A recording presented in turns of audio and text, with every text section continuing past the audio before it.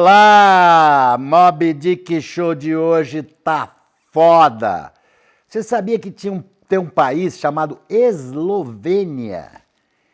E você sabia que na Eslovênia tem um brasileiro que cultiva CBD?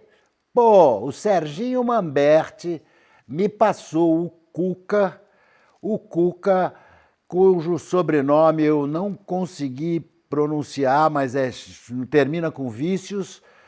E aí o Cuca mora em Ljubljana, na Eslovênia. Então agora eu vou apresentar para vocês para ele e ele vai corrigir essa minha vergonheira de início de programa. Salve, salve, Cuca!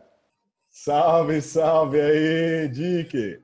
Como é que você tá, cara? Muito bom estar aqui com vocês, um prazer aí com essa história toda. Pois é, estamos aqui na Eslovênia, Cuca Valiukevicius, é como se fala aí no Brasil, e é isso aí mesmo. Trabalho aqui com maconha medicinal, com CBD, né? E é isso, essa é a parada louca aqui, que a gente vai falar sobre isso hoje aí, eu acho. Como é o nome da cidade que eu não sei, eu não consegui falar? Aqui eu estou em Ljubljana, que é a capital da Eslovênia. Né? Para quem não sabe, a Eslovênia fazia parte do bloco da Iugoslávia ali, né? Virou independente em 1991 e desde então está por sua conta aí e tal. Eu estou aqui na capital. A parte da plantação, essas coisas aí, ficam um pouco mais para a parte do norte da Eslovênia, que é perto da Áustria, ali perto dos Alpes, na verdade. É meio que esquisito, né? Você imaginar essas coisas, que maconha cresce perto dos lugares frios, assim, mas cresce. Como é que você, Brazuca, foi parar em Ljubljana? Ljubljana, né? Ljubljana aqui, meu, eu não tinha ouvido falar na minha vida dessa cidade aqui, na verdade, porque a gente lembrava das coisas aí, era coisa da Iugoslávia, não tinha essa coisa de Eslovênia ainda, né, quando era moleque. Mas a minha mulher, a minha mulher é daqui, ela não é de Ljubljana, ela é de Ptuj, que é a cidade mais antiga aqui da Eslovênia, de 14 depois de Cristo, aí, lá da época do Império Romano. Aqui e tal, não sei o quê. Eu conheci ela no Rio aí, conheci ela no Rio Cenário, meu, lá na Lapa, lá. E ela estava na último dia de viagem dela, última noite de viagem dela. E na época eu estava trabalhando como produtor de esportes, na verdade, né? E eu estava lá fazendo o trabalho, saí para tomar uma cerveja, encontrei com ela lá, bicho, vim para aqui. Aí foi. E aí o que? Você chegou aí na Eslovênia e foi procurar um emprego. Como é que é isso? E aí te deram esse emprego? É difícil, assim, eu digo, né? Porque tem a coisa do idioma, né? Eu já falava inglês um pouquinho, não era tão bom assim, né? Acabei aprendendo bastante com ela e tudo mais, mas você tem que aprender a língua, né? Tem essa coisa, o nego fala aí vamos embora desse lugar, isso aqui. Vai mesmo, mano. Vamos lá, quero ver essa parada aí, quero ver você se virar lá, mano, sem falar o idioma do lugar e tal. É complicado, né? Então eu tinha outras experiências com restaurantes e essas coisas e eu fui me virando e até o dia que... Pode falar palavrão, mas... Pode falar a porra toda. Eu trabalhei no hotel, cara, que esse chefe de cozinha lá, que era o chefe da cozinha e o chefe do salão lá e tal, um hotel super conhecido aqui. E o cara virou pra mim e falou: pô, bicho, se eu te pegar falando inglês aí, mano, eu vou cortar seu pau fora. Porra! Eu falei: porra, mano, vou ter que falar, aprender essa porra dessa língua aí, né? Porque o cara era mauzão mesmo, o cara era tipo durão mesmo. Eu falei: pô, esse daí eu não sei se eu vou conseguir segurar, não, né? Fui lá nessa onda aí, me virei lá, aprendi pra caramba. Meus sogros também me deram uma puta força, minha mulher e tal. Então, aí aprendi a língua, aí fui indo nessa onda aí até chegar na parte de trabalhar com maconha medicinal, que foi conhecendo pessoas, na verdade, né? Isso era uma coisa que eu já conhecia por conta desse pessoal que eu trabalho hoje, que é um parceirão meu, mas eu tinha só a introdução, não tinha nada, não tinha imaginação do que seria isso. E um dia eu conheci esse cara lá no hotel que me levou para essa onda aí. E aí como é que você começou? Porque para plantar você não precisa falar língua nenhuma, é só enfiar a mão na terra e começar, né? Eu comecei, na verdade, na parte comercial de uma empresa americana que estava abrindo um escritório aqui. E o meu trabalho, basicamente, era fazer a importação desses produtos da América, de CBD e tal. Tinham, 60, 70 produtos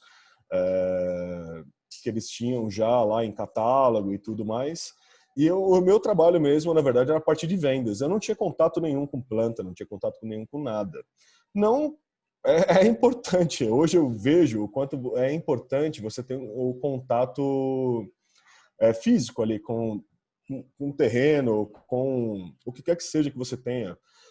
Porque para mim era legal, foi muito bom, na verdade, eu aprendi muita coisa com isso, porque pô, eu peguei para estudar, acabei indo em várias dessas feiras de cannabis aqui na Europa. Não só na Europa, também tive em Las Vegas, na maior feira de cannabis do mundo, lá, que chama MJBs, é o nome dessa feira aí. Fica lá em Las Vegas e, porra, bicho, isso é muito louco. Você vê o mercado, a parte de mercado, eu tô falando, né? Dessa parte mais comercial da coisa, é super legal. E outra coisa é a parte de inovação, né? Todos os aparatos para desde a parte da semente até a parte da colheita, tudo, o tanto de inovação que tem, isso é muito interessante. E você vê, é uma feira gigantesca, cara. E o tanto de coisas que você pode aprender ali, isso foi uma coisa que para mim me deu um puta de um up, assim, né? E é isso. Aí depois eu fui sair dessa empresa por razões pessoais mesmo. Não queria ficar só nessa parte comercial. Não estava muito feliz com isso, porque na verdade eu acho que isso é muito mais do que só a grana mesmo e tal. Acabei voltando, me conectando. Era sempre conectado, na verdade, mas esse cara era o cara que me ajudava muitíssimo, que era o Matia, né? Dessa empresa que eu te mandei os vídeos aí, tudo que você tem. E esses caras são os caras que fazem tudo, desde a semente até eles compram as sementes feminizadas e tal, tipos de genéticas diferentes, estão testando, estão fazendo um monte de coisa. Esse ano a gente teve lá, 11 mil plantas, sabe, tipo, de CBD, né? E tal, que a gente tá nessa onda aí. Peraí, 11 mil plantas? 11 mil plantas, cara. 11 mil plantas. Uau! Me conta como é que é aí na Eslovênia. O cara pode fumar um baseado na rua? É liberado? Como é que funciona isso aí? Então, tem essa parada, né? Não é liberado, não é legalizado e tal, né? Mas aqui, por exemplo, se te pegam com um beck, por exemplo, não pega nada, né? Sabe? Se você tiver em quantidade, aí já é outro problema, mas se você tiver para um beck, nunca pegou nada aqui, né? Polícia aqui também é uma coisa bem diferente, né? A gente está acostumado aí, eu estava acostumado lá, nasci lá na Zona Leste, lá, meu, de São Paulo, pô. É outra história, não tem nada a ver com a polícia daqui, né? Aqui ninguém te revista, ninguém vem nessa onda, né? Não sei que os caras estejam já procurando alguma coisa. Eu não sei quanto é certinho o quanto que você pode portar, né? De maconha no seu bolso, o que quer que seja. Mas o pessoal que você vê, o pessoal fumando em casa, o pessoal cultiva em casa, o pessoal fuma na rua, ninguém enche o saco, cara. E você pode ter um pezinho, plantar um pezinho e ter seu próprio pezinho Eu de tenho aqui o maconha? vizinho de baixo aqui, cara. Tem duas ou três plantas aqui, cara. Que ele tava fazendo aqui e tal, tava criando aqui as bonitinhas, gigantes, cara, lindas, mano, na varanda. Que legal, cara. Não tem essa, não. Aqui não sei se pode, por lei é outra história, mas, bicho, que a galera faz mesmo. E a galera aproveita, não tem essa, não. E não é que a polícia chegue e chute a tua porta para ver se você tem uma planta, né? Não vai ter. Não tem, cara. Não vai ter. Eu acho que não vai ter, não. Essa história não vai ter, não. É isso daí, eu acho que não. E por que a Eslovênia resolveu plantar em casa e parar de importar dos Estados Unidos e tal. Como é que foi aí essa legalização? Você tem alguma fiscalização que vai na tua plantação? Os meninos aí, o pessoal que eu conheço aí, o Matia e o Andrade, que são esses parceiros meus aqui, que eu tô com eles aí, eles estão desde 2015 nessa onda aí. O ano passado, né? O ano passado, 2019, em janeiro de 2019, a União Europeia colocou uma regulação aí, não é nem uma regulação, é uma história aí que inclui a maconha como suplemento alimentar ou como para fumar, o que quer que seja, né? O CBD em si, né? Que eu estou falando aqui do CBD, né? Eles colocaram isso como novel food, né? Se você for colocar como suplemento alimentar, é uma comida que não foi ainda provada pelo público desde 1997. Então, não tem teste, não tem nada, é uma coisa nova. Mas 97, bicho, é difícil, né, mano? Isso já tá aí 23 anos aí na onda, passando aí, cara, não tem como, né? Então, os caras já poderiam ter feito alguma coisa para resolver essa história. Então, hoje em dia, o que existe aqui é essa tal dessa gray zone, né? Essa história dessa área cinza, né? Onde não existe uma regulação, né, em si pela União Europeia, né? Existe um órgão lá que se chama EFSA. Vou te mandar depois aí o bonitinho link. Esse link é importante para saber das regulações aqui da Europa. E a gente está esperando essa regulação mesmo, de verdade, quando eles vão chegar e vão falar assim, então, isso pode, isso não pode, sei lá, precisa disso, precisa daquilo.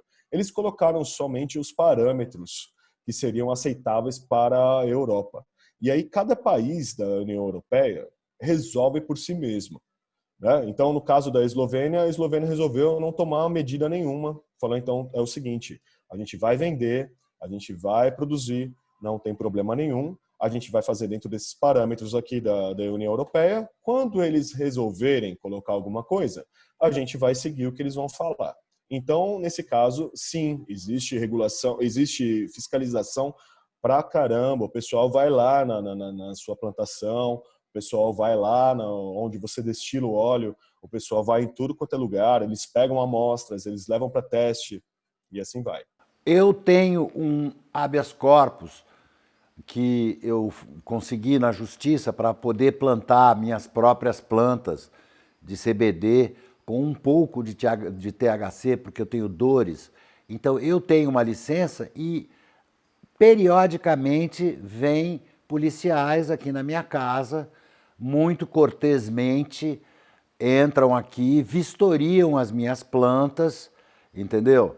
E eu aproveito a oportunidade para ensinar a eles um pouco dos benefícios da maconha. Inclusive, quando eles cheiram as minhas flores, falam assim, bom, mas isso não é maconha, isso é outra coisa. Eu falo, pois é, você está acostumado a sentir o cheiro do prensadinho que vem do Paraguai. Aquele amoníaco.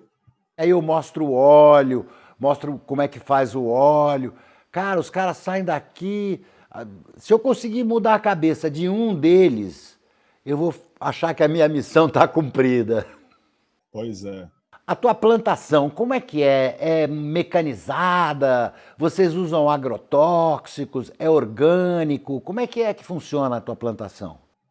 É tudo orgânico, cara. É tudo orgânico. Eu queria voltar só um pouquinho no que você estava falando. Isso é importante mesmo, de verdade, né? Eu acho que essa parte aí é um preconceito assim completamente desnecessário que o pessoal tem com relação à maconha. A maconha é um remédio, cara. Até mesmo eu estou falando aqui do CBD e tal, mas o THC mesmo em si é um baita do remédio. Nem que seja o óleo de THC, nem que a pessoa não fume, cara. O tanto de gente que usa óleo de THC, o creme, cara, para dores e tal. O THC é uma coisa super importante também. Voltando aí na história da plantação, a plantação sim, eles fazem os clones em estufas. A gente compra aqui as sementes, né? Então a gente tem comprado as sementes na verdade, dessa vez foram de dois países diferentes, foram da Suíça e da Itália, genéticas diferentes, para a gente provar esse ano nos nossos campos aqui, porque a gente estava pensando nessa parte da maconha recreativa, né? Que é a questão de fumar mesmo, né? E pelas todas as propriedades que isso vem junto, né? Então, a gente compra essas sementes são germinadas lá e feitos clones em estufa. Depois, sim, a plantação, esse ano foi a primeira vez que a gente fez mecanizada, com um espaço legal. A planta precisa, né, sendo fora né, sendo em espaço aberto, precisa de bastante ar, precisa de bastante espaço. A colheita dos buds, né, das flores, é feita manualmente, né, então tudo é feito manualmente. Então hoje a gente teve aí, faz um mês e meio que a gente está colhendo, na verdade, né, com um grupo de pessoas. E então a gente processa essas flores manualmente. Depois a última parte, né, que na verdade é a parte o pente fino ali, né, tirar ali o restinho de folha, de galho, quer que seja. A gente tem uma maquininha, que é o trimmer, que a gente fala, né, que é o cortador ali, que você parece um cortador de grama ao contrário. Aquele trimmer ali é o que ajuda a deixar o produto final, na verdade, né? Que isso daí, pensando na parte comercial, é o que chama atenção ali pro pessoal. E depois vai para secadora e tudo. Isso é tudo feito manualmente, né? Então, depois dessa parte, o que sobra da planta, né? Porque a gente corta somente os galhos onde tem flores. O que sobra da planta, a gente tem o tal do combiner aqui, que é um tratorzão. Ele corta a planta, né? Ele deixa as raízes e tudo, macera ela já e manda para secar, e aí vai para fazer óleo. Legal. Nada se Nada, perde nessa nada, nada, planta nada. e ela ajuda a melhorar o solo, porque ela é uma acumuladora de nitrogênio no solo. Justamente. Aí, querido Cuca, eu queria te perguntar uma coisa meio capciosa, que você me falou aí de recreativa e papapá. Eu fico pensando se alegria, falta de depressão e saúde tem alguma coisa de diferente com falta de dor, com falta de... Entendeu? Na verdade é o seguinte, a maconha é a maconha e é isso, né? Vamos falar assim, tem esse negócio, eu não sei como é que tá aí no Brasil, mas quando você fala maconha, o pessoal fica meio assim e tal, né? Mas a cannabis em si, né? Ela é uma só. Existe a cannabis industrial, que é a cannabis que tem menos de zero, aqui nesse caso, né? Aqui na Europa é 0,2 de THC. Essa é uma coisa, você pode fumar 1 quilo, cara. Você não vai ficar nunca, você vai ter nenhum efeito psicotrópico. Essa é a diferença da maconha industrial para a maconha que a gente conhece. Mas das duas, que nem eu tô falando de CBD, das duas você pode conseguir CBD, porque as duas têm CBD. A maconha em si, ela tem o cannabis em si, né? A cannabis em si, ela tem mais de 150 canabinoides, cara. Né? Não é só, a gente fala de CBD, porque agora tá em trend aí, tá nessas coisas e tal que o pessoal tá falando, fala de THC de uma maneira negativa e tal, mas na verdade, cara, isso é tudo junto. Né? Isso é tudo junto. Existem diversos canabinoides que o pessoal tá começando a estudar um pouco mais. Eu acho que a gente tem que lembrar para as pessoas que o que faz todos esses canabinoides é um que começa, que é o canabigerol. O O tal do canabigerol CBG. é aí que tudo começa. A flor começa gerando canabigerol, que depois vai se transformar, dependendo da cepa, em CBD, THC e tal. E tem outros milhares, além dos terpenos, que também são usados, além dos óleos essenciais. E mais e mais e mais e mais. E eu vou falar uma coisa, que essa maconha, esse cânhamo, essa maconha ruderalis alta, ela também produz fibras de altíssima qualidade para tecidos, cordas. Concreto, papel, tecido, tudo que você imaginar, cara, todas essas coisas que poderiam. A maconha, cara, é muito legal a maconha, eu digo o cânhamo em si, né? O hemp, né, que a gente fala. Cara, isso daí é um dos materiais mais versáteis que existem no mundo, se não o mais versátil. Né? Porque você consegue fazer uma plantação, no Brasil, por exemplo, que tem esse clima que tem aí, dá para fazer 3, 4 vezes por ano. Né? Aqui a gente conseguiu fazer 2, porque aqui o tempo é muito frio. Você salva o solo, você não precisa plantar eucalipto lá, cara, que depois de duas colheitas lá, 2 cortadas lá, já era, acabou, o solo tá morto, acabou. Não precisa, cara, você planta maconha, a maconha ela tá ali fertilizando. Lógico que você tem que dar uma pausa pro solo, mas, meu, na boa, você pode fazer isso 4 vezes, cara, por ano. Você tem um tanto de fibra que você tem, pô, para tênis, cara, roupa, papel, concreto, telha, tijolo. O que você imaginar que dá para fazer com essa fibra, cara, você pode fazer. Essa parte, porra, não tenho o que falar. Me diga uma coisa, quantas pessoas, quantos empregos a sua empresa, só a sua empresa gera? Um mínimo de 50 pessoas. Você colocando como se fala isso? Season, né? Por estação, por colheita. Quando você tem essa parte desse pico de trabalho e tal, isso é no mínimo 50 pessoas, né? Depois você tem a parte de trabalhar esse material, essa matéria-prima e tudo mais.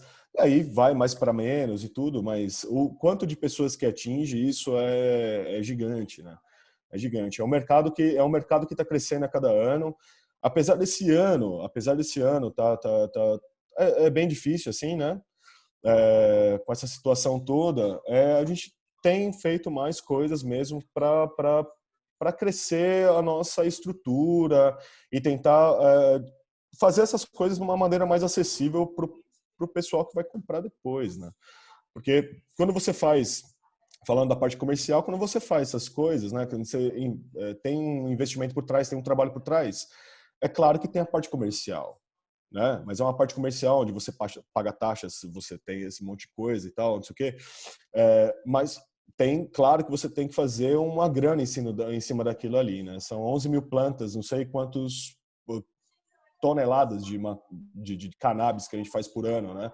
Só dessas flores, por exemplo, esse ano a gente está lá com 500 quilos, né? Meia tonelada de flor, cara, sabe? Então, fora o óleo, quanto que vai vir e tal. Então, isso é uma coisa que a gente tenta fazer para os outros, né? Para a galera que está precisando mesmo, né?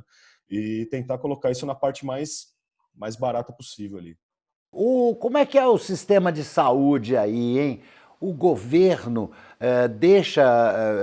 atende a população, o governo compra esse remédio e dá para as pessoas que não têm dinheiro? Como é que funciona isso aí? Tem um sistema de saúde, tipo SUS? O sistema de saúde daqui é assim, né? Aquela coisa que ficou ainda da época do Marechal Tito, né?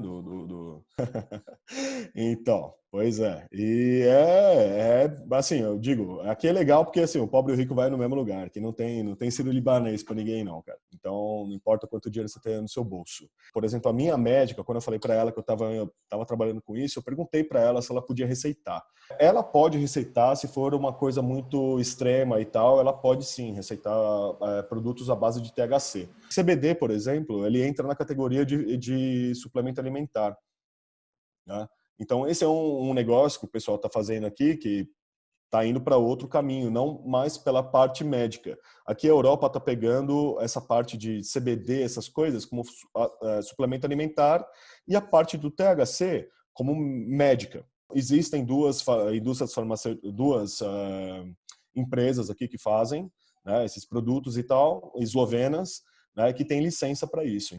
Que tipo de inseticida vocês usam aí na sua plantação? A gente não usa inseticida, cara. Ah, por quê? Então, não usa. A gente tem tudo aqui é orgânico mesmo, né? Então, até mesmo essa parte do inseticida em si, não importa, até mesmo se seja orgânico, um tipo de inseticida orgânico e tal, no final das contas, quando você vai fazer a extração para o óleo e tudo mais, e vem os testes, cara, os testes não são tão positivos, né? Então acaba tendo algum resíduo ali. Nessa parte química e tal, de nada. É tudo realmente, as plantas crescem ali do jeito delas.